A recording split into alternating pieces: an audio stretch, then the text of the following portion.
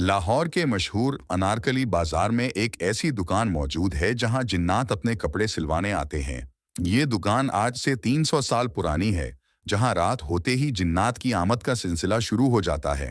कहते हैं कि पुराने वक्तों में यहाँ एक दर्जी हुआ करता था जो अपने काम में बहुत माहिर था। एक रात वो अपनी दुकान बंद कर रहा था कि अचानक उसकी दुकान पर ऐसे लोग आए जो आम इंसानों से कहीं ज्यादा बड़े थे। कहा जाता है कि वो लोग जिन्नात में से थे, जिन्होंने उसे बताया कि वो इंसानों की शक्ल में यहाँ कई बार आ चुके हैं और उनका पूरा कबीला यहीं से कपड़े सिलवाता है।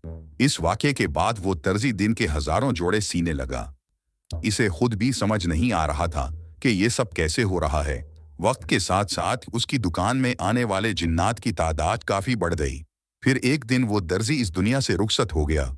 अनारकली के लोग बताते हैं कि ये दुकान आज भी अपनी असल हालत में मौजूद है, जिसे उस दर्जी के पोते चलाते हैं।